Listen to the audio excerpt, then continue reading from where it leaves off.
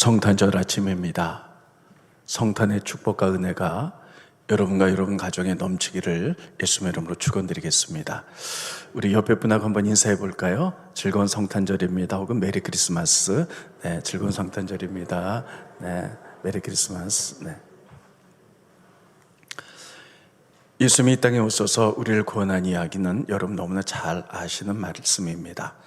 그래서 오늘은 예수님이 이 땅에 왜 오셨는가 네 가지 의미만 여러분의 말씀을 간단하게 한 10분 정도 전하도록 하겠습니다. 설교 후에도 여러 가지 또 공연들이 있기 때문에 10분만 전합니다. 첫째, 예수님이 이 땅에 오신 목적은 죄에서 우리를 구원하기 위해서 오셨습니다. 우리 사람들은 모두 죄인입니다. 근데 그 죄를 누가 구원할 수 있을까? 우리 죄를 구원하기 위해서는 두 가지 조건을 갖춰야 돼요. 첫째는 사람이어야 되고, 두 번째는 죄가 없는, 흠이 없는 사람이 우리를 대속해야만이 죄에서 구원받을 수 있는데, 이 땅에는 죄가 없는 사람이 아무도 없습니다. 그래서 하나님께서 육신을 입고 이 땅에 오셨습니다. 그리고 우리 위해서 피 흘려 돌아가셨기 때문에 우리가 구원을 받을 수 있었던 것입니다.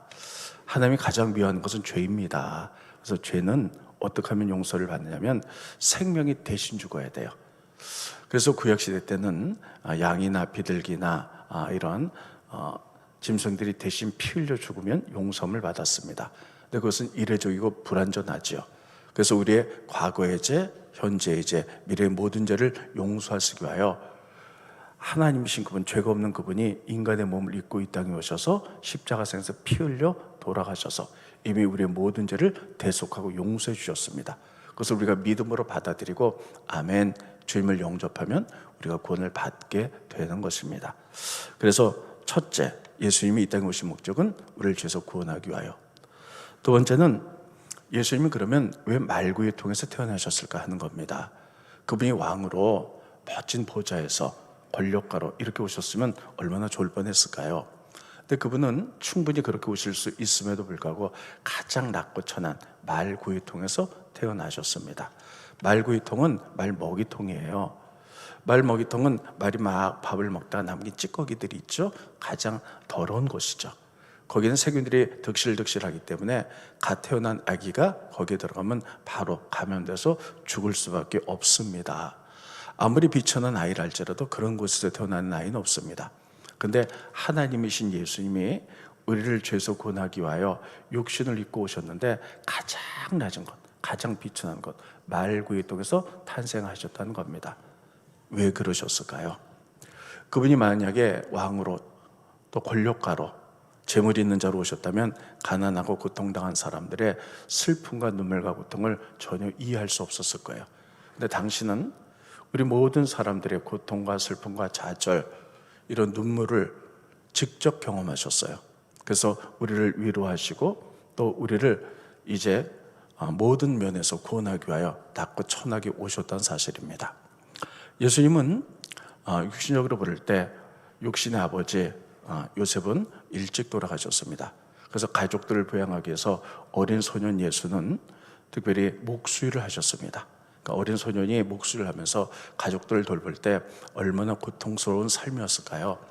예수님 이렇게 스스로 낮아지셨고 고통을 체험해 보셨습니다. 여러분, 우리가 물질 때문에 고통당할 때가 있고 비천해질 때가 있죠. 세상 사람들은 다 그러면 싫어하고 외면한다 할지라도 우리가 예수님께 가면 예수님 말씀하실 겁니다. 내가 너의 고통, 배고픔, 어려움을 안다. 내가 2000년 전에 이 땅에 이렇게 낮은 곳에서 눈물 젖은 빵을 먹어봤기 때문에 그것을 안다. 그것을 경험해봤기 때문에 안다. 그래서 우리를 이해하시고 위로하시고 구원할 능력이 그에게 있는 것입니다. 또 여러분, 요즘은 많은 스트레스와 또 환경이 많이 오염됐기 때문에 정말 중한 환자들이 많이 있습니다. 우리 교회도 특별히 암 환자들이 제법 많이 있습니다. 그런데 치유되기도 하지만 어떤 분들은 돌아가시기도 해요. 그것을 볼 때마다 생각합니다. 얼마나 아프면 돌아가실까? 여러분, 그런 암 환자가 있을 때 저는 가서 위로하고 기도해 주지만 제가 암을 걸려본 적이 없기 때문에 그냥 굉장히 아프겠다, 힘들겠다, 그냥 피상적인 이렇게 돌봄이지 그 사람의 깊은 곳까지 내가 알 수가 없어요. 예수님께서는요, 그 암보다 더 고통스러운 죽음을 경험하셨습니다. 십자가상에서 돌아가셨어요.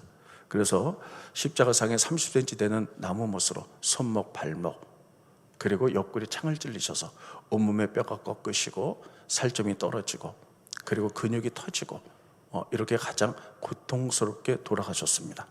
그래서 우리가 힘들고 어렵고 죽음의 위기 속에 있고 몸이 아플 때 다른 사람에 가면 위로받을 수는 없지요. 일시적인 위로가 돼도 그것이 온전한 위로가 되지 않습니다.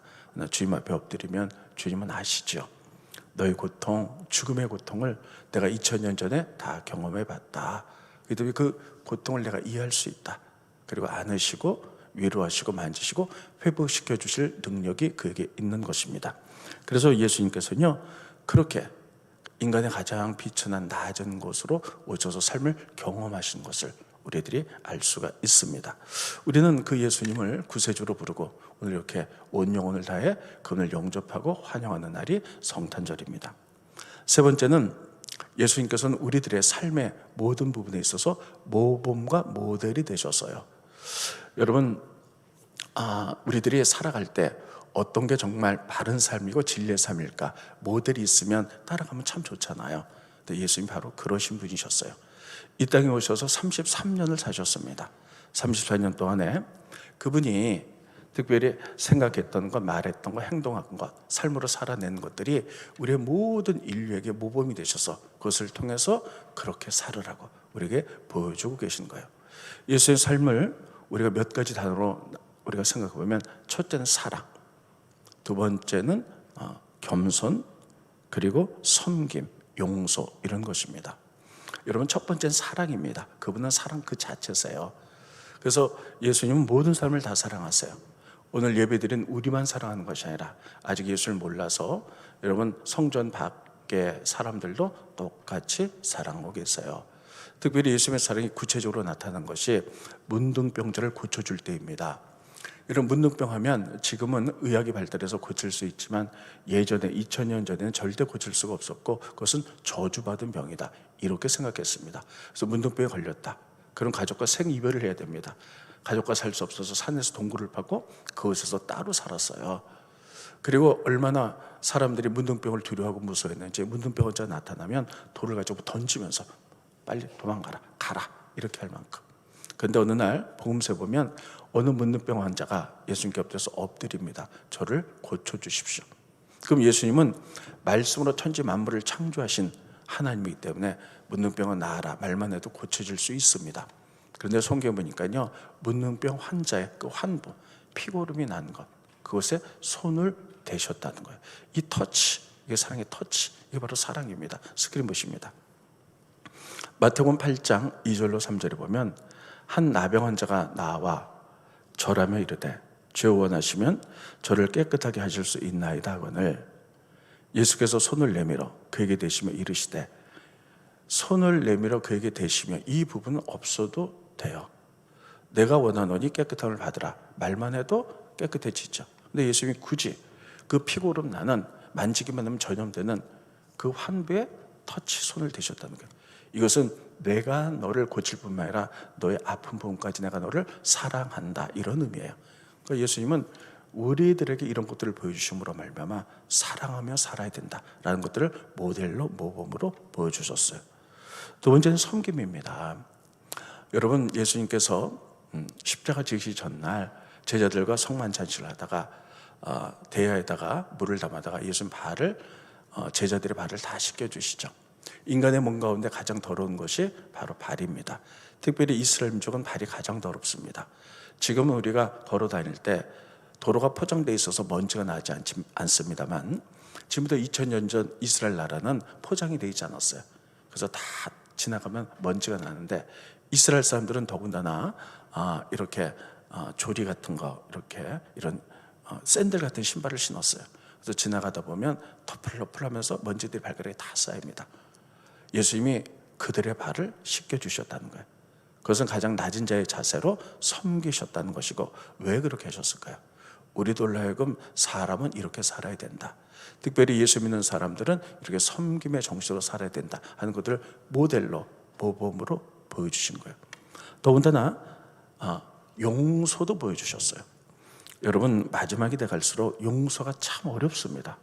여러분, 누구를 진심으로 용서해 보신 적이 있나요? 특별히 나에게 씻을 수 없는 상처를 준 사람을 용서한다는 것은 정말 어렵지요. 근데 예수님은 그 용서를 우리에게 보여주셨어요.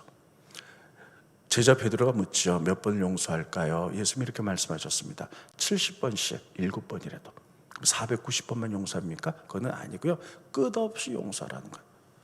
우리가 할 수 없다면 그 말씀 하시지 않았을까요? 할 수 있기 때문에 용서해서 가르치셨고, 예수님 십자가 달려 돌아가실 때 로마 군인이 30cm 되는 나무 못으로 손목, 발못을 못 박았습니다. 뼈가 으스러지고 신경이 끊기고 살과 피가 막 터져 나왔죠. 예수님은 그들을 용서해 줬어요. 아버지, 저들은 지금 저희가 무슨 일을 하는지 잘 모르고 있습니다. 저들 용서해 주십시오. 왜 그렇게 하셨을까요?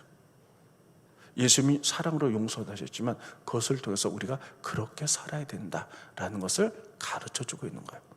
더군다나 우리는 하나님의 성품에 참여해야 되는데, 하나님의 성품 가운데 첫 번째가 온유입니다. 근데 온유와 겸손을 예수님이 이렇게 말했어요. 나에게 와서 배워라. 이것은 나에게 예수님 통해서 배우는 거예요. 스크린 보십니다. 마태복음 11장 29절에 보면, 나는 마음이 온유하고 겸손하니 나의 멍에를 메고 내게 배우라. 온유하고 겸손 배우는 거예요. 그냥 이루어지는 게 아니에요. 예수님 모델에서 배우라는 거예요. 온유가 무엇입니까? 그냥 부드러운 성품이 아니에요. 따라해 보겠습니다. 변화된 성품. 변화된 성품. 우리는 태어날 때 자연적인 내추럴한 성품들이 있어요. 울퉁불퉁하고, 어떤 사람은 급하고, 어떤 사람은 변덕스럽고, 어떤 사람은 또 느긋하고, 다 다르죠. 근데 예수님을 믿음으로 말미암아 그분을 왕으로 삼아서 그분이 우리의 성품을 다스릴 때 우리의 성품이 예수님처럼 온유하게 변하는 거예요. 이게 봐서 온유인데, 이것은 예수님께 배우는 것이에요. 여러분, 이렇게 예수님께서는 우리에게 그분의 생각, 말, 행동, 어떤 삶을 사셨나를 모델로 보여주시면서 우리에게 배우라는 거예요. 사람은 이렇게 살아야 된다. 특별히 하나님을 믿는 하나님의 자녀들은 이렇게 살아야 된다는 것들을 보여주셨어요. 네 번째는 우리에게 사명을 주셨어요. 여러분, 그 사명은 뭐냐면, 주님을 영접했지요? 그러면 그분이 우리 왕 되셔서 우리를 다스리세요. 그러면 우리 가운데 하나님의 완벽한 통치가 이루어지죠? 그럼 내 마음 가운데 하나님의 나라가 이루어지는 거예요. 하나님의 나라에 대해서 우리에게 사명을 주셨어요. 하나님 나라 하면 우리들은 첫 번째 천국을 생각합니다. 맞습니다. 죽어서 가는 천국, 하나님의 완벽한 통치가 이루어지는 것이죠. 두 번째는 이 땅에서의 하나님의 나라입니다. 이 땅 모든 것들은 하나님이 만드셨어요. 그래서 모든 것이 평등하고 공의와 정의와 사랑으로 움직이도록 만들었는데, 타락한 인간들이 자기 욕심 때문에, 더 갖고자 하는 소유욕 때문에, 권력욕 때문에 여러분, 공평한 세상을 불공평한 세상으로 만들어버리고 말았습니다. 예수님께서는 우리들에게 그런 세상에 오셔서 예수님 당시에 가장 타락한 로마 시대 때 억압받고 고통당하는 그런 타락한 시대에 오셔서 하나님의 나라를 말씀하시고 가르치셨죠. 여러분, 지금은 굉장히 힘든 시대를 우리가 살아가고 있습니다. 여러분, 가진 자, 못 가진 자, 또 보수와 진보, 여자, 남자, 젠더 막 이래가지고 너무나 혼란스럽고 이런 시대를 살아가고 있어요. 이런 시대를 살아가고 있는데, 그러면 우리는 예수님께서 이렇게 말씀하셨어요. 우리들이 하나님을 믿으면서 그분의 통치를 경험했으면, 내 심령 가운데 하나님 나라가 경험했으면 세상에 나가서 하나님 나라가 무엇인지 보여주라는 거예요. 그래서 전 세계를 하나님이 다스리는 공평과 정의의 사랑의 나라로 만들으라고 우리에게 사명을 주셨어요. 그래서 예수님은 부활하신 다음에 40일 동안 제자들에게 당시의 모습을 보이시고 승천하셨는데, 40일 동안에 하나님의 나라에 대해서 집중적으로 가르치셨어요. 스크린 보십니다. 사도행전 1장 3절, 그가 고난을 받으신 후에 또한 그들에게 확실한 많은 증거로 친히 살아계심을 나타내사 40일 동안에 그들에게, 제자들에게 보이시면서 하나님 나라를 집중적으로 말씀하셨어요. 하나님의 통치하는 나라, 공의와 정의와 평등과 사랑의 나라, 그리고 섬김과 용서의 나라, 이런 것들이 있죠. 그래서 우리들에게, 너희가 예수님을 영접했느냐? 그분을 왕으로 섬기느냐? 그럼 그분이 왕이 돼서 우리를 성품을 다스릴 것이고, 그래서 하나님이 나를 다스리도록 그래서 우리가 그것을 하나님 나라를 경험해 봤다면, 하나님 통치한 나라를 우리 10년 가운데 경험해 봤다면, 우리가 나가서 우리 주변에 하나님을 알지 못하는 사람들에게 예수 믿어서 구원받는 것뿐만 아니라 죄에서 용서받는 것뿐만 아니라 하나님 통치한 나라를 선포하고 만들고, 이런 사명을 우리에게 주셨습니다. 그러기 위해서 우리를 통해서 역사하기 때문에 이 땅에 오신 분이에요. 이렇게 네 가지 목적인데 다시 결론을 진다면, 첫째, 우리를 죄에서 구원하기 위해서 육신으로 오셨다. 두 번째, 가장 낮고 천한 말구에서 오신 것은 우리의 고통과 눈물과 좌절과 가난을 이해하고 받아들이고 치유하기 위해서.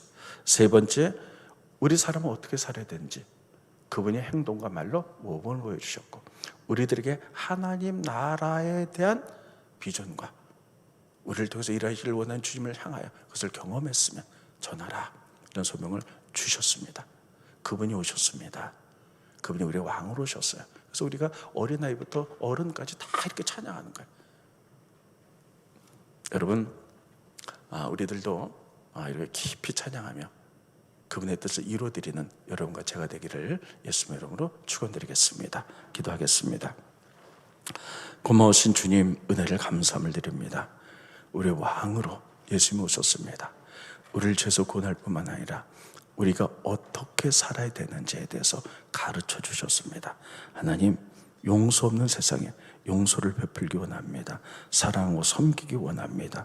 하나님의 성품, 온유와 겸손을 배워서 내 안에 하나님 나라가 이루어질 수 있도록 도와주시고, 그것을 경험했기에 이 하나님의 나라를, 하나님의 통치를 모든 사람에게 증거하고 나타낼 수 있도록 우리에게 사명을 주셔서 그것을 잘 감당하는 성탄절이 되어갈 수 있도록 축복하여 주시옵소서. 예수님의 이름으로 기도합니다. 아멘.